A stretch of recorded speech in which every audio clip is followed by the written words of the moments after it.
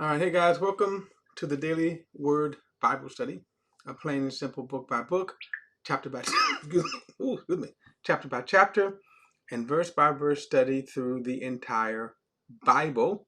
We are in we actually finished Luke chapter 21 last study, but I want to talk about something that I kept mentioning throughout going through Matthew 2021, which is the counter um, to Matthew 24 and 25, which is Jesus teaching on end times. So what I want to do is I kept talking the misconception by a lot of people is inserting the rapture of the church into these two chapters. Okay. And so there are a lot of people that think that Jesus is talking about the rapture of the church when he is not talking about the rapture of the church. And I'm going to talk about that. So I'm going to kind of go back and I want to just kind of show you why Jesus is not talking about the rapture of the church. That the rapture of the church is not mentioned in either chapters. Okay. Now, in order to and then what I want to do is I also want to show you one key one key passage that I think people don't acknowledge. Now they don't acknowledge maybe because they don't know. They haven't kind of considered that in order for you to understand, to me, the rapture of the church, why it's not mentioned then in Jesus' teaching. In other words, Jesus did not talk about the rapture at all. Okay. So let's jump to it because where am I at here? Here we go.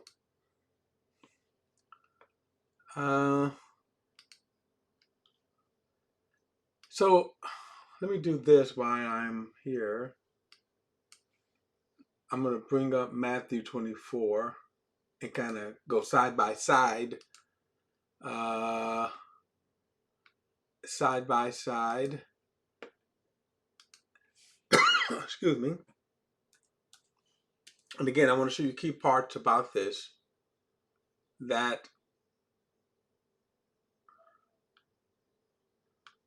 so let's go back, Matthew 21.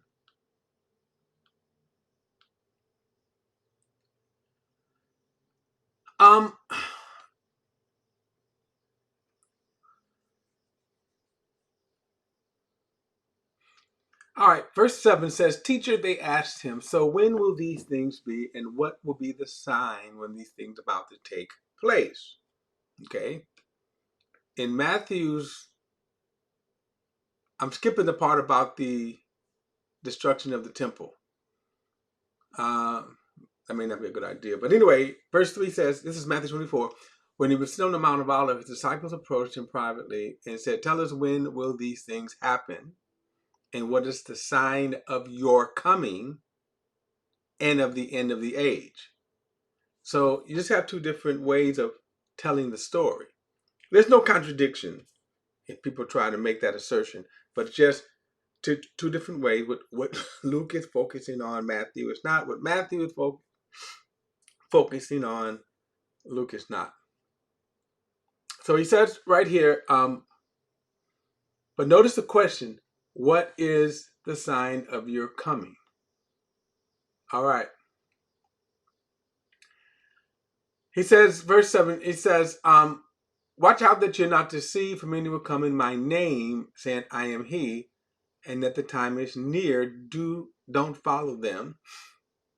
Okay, when you hear wars and rebellions, don't be alarmed. Indeed, these things must take place first, but the end won't come right away. So let's ask the question, the end of what? Okay, the end of what? So in Matthew 24 here, it says, watch out that no one deceives you, for many will come in my name, saying, I am the Messiah, and they will deceive many. You're going to hear war, the rumors of war. See that you're not alarmed, because these things must take place first, but the end is not yet. So again, that's the question. The end of what? What is the end that he is talking about? Okay. So he says, nation will rise up against nations, kingdom against kingdoms. There will be famines and earthquakes in various places. All these things are the beginning of birth pain, right? And not the end. And then he says, and then they will hand you over for persecution. They will kill you, and you will be hated by all nations because of my name. Then many will take offense and betray one another, hate one another. Many false prophets will rise up and deceive many, because lawlessness will be multiplied, and the love of many will grow cold. But the one who endures to the end, right? So the end of what? Will be delivered. And it says, and this good news of the kingdom will be proclaimed in all the world as a testimony to all nations, and then the end will come. All right, so when Luke goes, he says, then he told them nations will be raised up. Excuse me. Nations will be raised up against nations, kingdom against kingdom. There will be violent earthquakes and famine plagues in various places, and there will be terrifying sights and great signs from heaven. But before all these things, now right here, you see how sometimes when we talk, this is not necessarily chronological, because he says it here, all of these violent earthquakes. But then he says, before all these things. So there's a time when these things will happen, and then, but before all these things, he throws in, okay, before the famine, the signs of the famines, the earthquakes, plagues, okay. Then he says, but before all these things, they will lay their hands on you, persecute you. They will hand you over to the synagogues and prisons, and you will be brought before kings and governors because of my name. It will lead to an opportunity for you to witness, right? Therefore, make up in your mind how to prepare your defense ahead of time, for I will give you words, such words, in wisdom that none of your adversary will be able to resist or contradict. You will even be betrayed by parents, brothers, relatives, and friends. They will kill some of you, and you will be hated by everyone because of my name. But not a hair of your head will be lost, but in your endurance, gain your life. Okay. Now, in this here, since he is talking to his disciples, so you see that he begins, okay, the kind of scenario of the end times. And let me go back and read this. I should have done this first, and that was foolish of me not to. Look at verse 1. He says, he looked up and saw, no, I'm picking up verse 5. He says, as some were talking about the temple complex, how it was adorned with beautiful stones and gifts dedicated to God, he said, these things that you see, the days will come when not one stone will be left on another that will not be thrown down. Now, this is sort of where he starts, right? He makes a statement, and as we said before, this particular statement here came to pass in AD 70.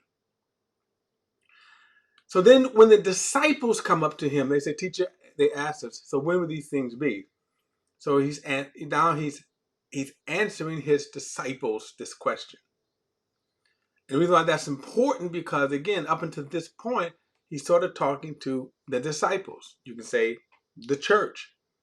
Now remember what I said, Jesus doesn't talk about the rapture. But it doesn't mean he's not talking about the church. And this is what he's saying. And all of this stuff has happened and then is happening. In other words, since this time, in every generation, there have been believers suffering persecutions. So you can't measure our life in America by this. We do have it good. We um, we have a constitution that protects us. Now, I can get to later whether or not how does that fit with our gospel command. But for the most part, if you insult me, I can sue you. All right, but now I want to skip to verse 20. He says, well, let me go back. So he makes this statement here. You will be hated by everyone because of my name, but not a hair of your hair will be lost. But then you're doing to gain your life. So then here he says, this good news of the kingdom will be proclaimed in all the world as a testimony to all nations, and then the end will come. Okay, so now the end of what? Well, kind of let's go back here. Remember the question that they asked him. Okay, so understand this is the question that they asked him while they were sitting on the Mount of Olives. He just told them the temple was going to be completely destroyed. The disciples approached him privately and said, tell us, when will these things happen? And what is the sign of your coming and of the end of the age? So that's the end that he is talking about. Now, what does he mean then by the end of the age? Okay, what does he mean by the end of the age? Okay, so let me do this. I'm going to quickly, I have to quickly come out of here, and I want to show you a image. Okay, a image. Here we go. All right, so this image here, that is found in Daniel chapter 2. Okay, Daniel chapter 2. So Nebuchadnezzar, God gives Nebuchadnezzar, king of Babylon, a dream that he can't explain. He can't interpret it. Daniel comes in and interprets the dream. And this is kind of an artist's rendition of the dream that is interpreted. And in it, Daniel says, you saw this colossal statue, this human form. Okay? And in this human form, you saw a head of gold. And then he says, you are the head of gold, the kingdom of Babylon.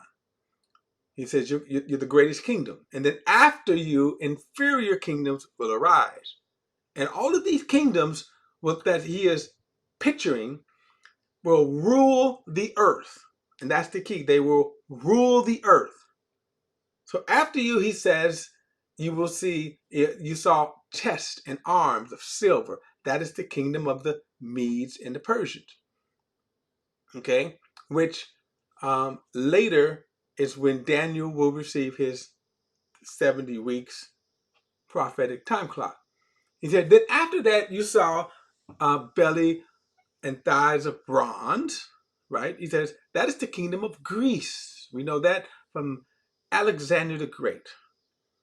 And then after that kingdom will arise legs, the one that's legs of iron. That is the Roman Empire, which brings us to the time of Jesus. So all of those four kingdoms have now risen and have fallen. But there's one kingdom left, and that is the feet of iron and clay. And that kingdom will be ruled by the beast, the man of sin. And then Daniel tells them, in the days of this kingdom, Jesus will set up an everlasting kingdom that will never be destroyed. pictured by the rock here. And he says, the rock you saw that wasn't made from hand broke off from a great mountain and shattered this human form, pulverizing it, and then the wind blew it away like chaff, never to be heard of again. So the issue here is that when he says the end of the age, so this human form that represents man, humankind, and then the kingdoms or evil kingdoms that rule this this world, from Babylon, from Nebuchadnezzar, unto the very second coming of Jesus.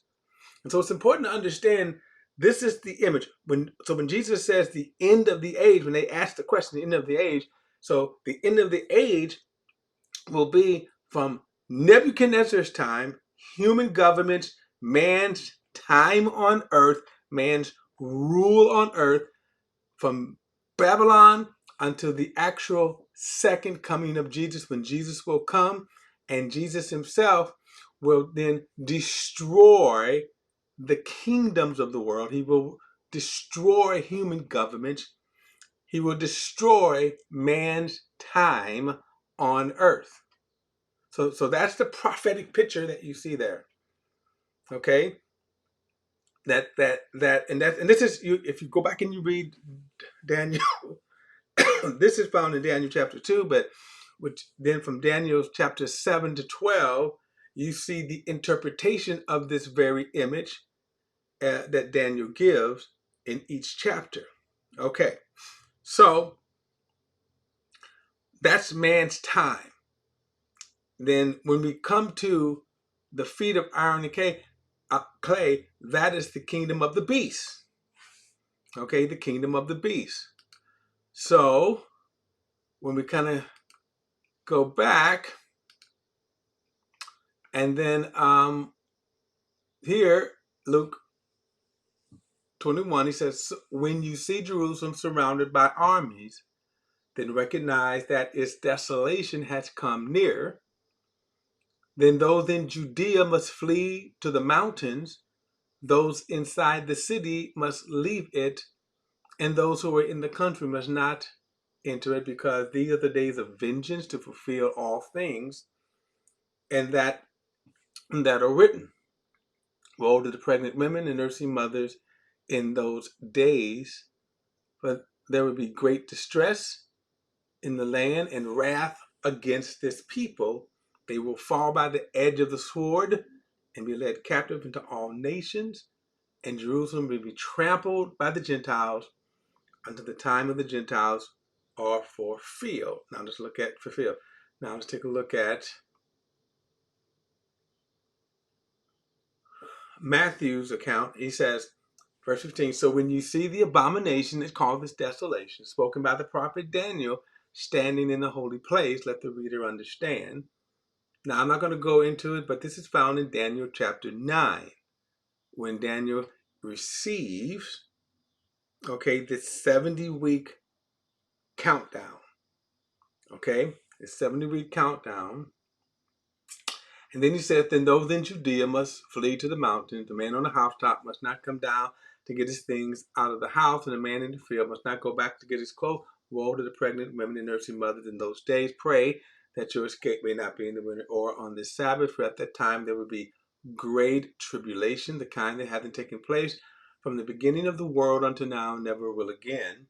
Unless those days were limited, no one would survive, but those days will be limited because of the elect. And if anyone tells you, look, here is the Messiah, or over here, do not believe it, for false messiahs, false prophets will arise and perform great signs and wonders to lead astray, if possible, the elect. Now, right here, the word elect, people think that the term elect is referring to the believers of the church, but he is referring to Israel, the people of the Jews, Jewish people. So he says, take note, I've told you in advance, so if they tell you, look, here in the wilderness, don't go out. Look, here in the inner room, don't believe it. For if the lightning comes from the east and flashes as far as the west, so will the coming of the Son of Man. So will be the coming of the Son of Man. Wherever the carcass is, the vultures will gather. Okay, so now watch this. He's talking about not the rapture, but the second coming. How do we know? Well, look, verse 29. Immediately after the tribulation of those days. So watch this. What is the tribulation of those days? All the stuff that he's been talking about right here. So keep that in mind too. All the stuff that he's talking about here that's coming upon the Jewish people, and then also the world. We also know this as the tribulation period.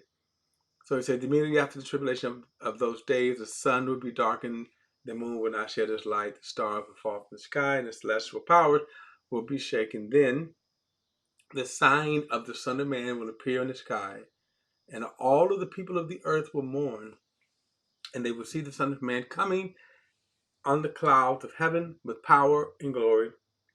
And they will send out his angels with a loud trumpet, and they will gather his elect from the four winds, and from one end of the sky to the other. So this phrase here, that he will send out his angels with a loud trumpet and they will gather his elect. Here's what people misunderstand.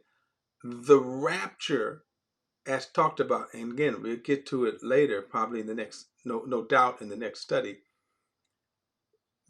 But just file this in your mind that in the rapture, Jesus does not send his angels for his church.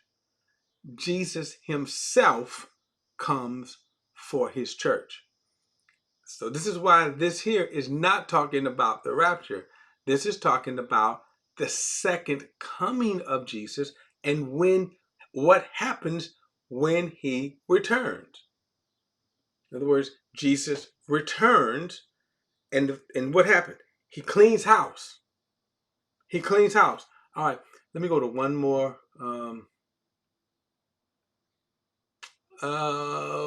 verse here. All right, let's go to one more verse so you can get a picture of that, what we just read. Zechariah 14, going a little over. Okay, so look at this. Verse 14 now, he says, a day of the Lord is coming.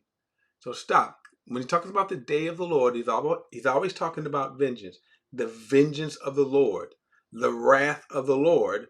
A day of the Lord is coming when your plunder will be divided in your presence. I will gather all nations against Jerusalem for battle.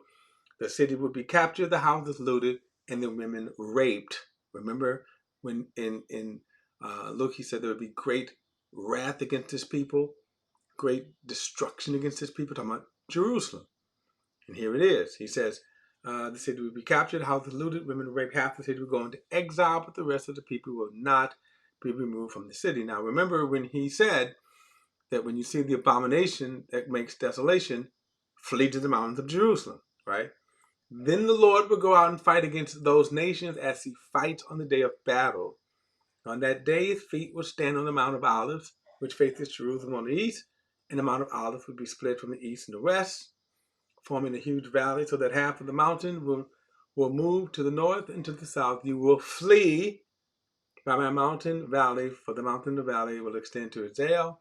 You will flee as you fled from the earthquake in the day of Uzziah, the king of Judah. Then the Lord my God will come, and all of his holy ones with him. And this goes on and really talks about, again, the events that happen when Jesus comes, the events around the coming of Jesus. So the tribulation period, and then his return when he then cleans house. He brings all the nations. He destroys the nations, the armies of the beast. You can read that in Revelation chapter 19. He destroys all the armies of the beast. And then Matthew 24 and 25, he begins to set up his kingdom. He judges Israel for for not taking care of the nation. And then he gathers the nations, Matthew 25, the goats and the sheep, separates them. Okay, so this is a very, very, very abbreviated version. So when we talk about the second coming then of Jesus, where is when we talk about the second coming of Jesus, then we are talking about his actual return. His actual return. What happens when he actually returned is that he will come, destroy the kingdoms of the world, destroy the armies of the beast, and then he will begin to reign. So that's the second coming of Jesus. And I'll just throw this off in closing. If that is happening next month, we kind of behind the game on this. But all right. In other words, no, I don't think it's going to happen in September. Okay. Although anything is possible, no, I don't think it's going to happen in September. But I want to, in the next study, I'm going to also, now I wanted to set this up so I can talk about the difference, the stark difference in the second coming of Jesus versus the rapture of the church, and why the two are not the same, and why you cannot insert them into Matthew 24 or Luke 21. That's talking about the second coming and the events around Israel and Judah and Jerusalem. All right, guys, don't forget to like and share this video and subscribe to BP, the Bible Perspective. And as always, if you have a thought, a comment, add it to the comments section below. All comments are welcome. And I will see you in the next study.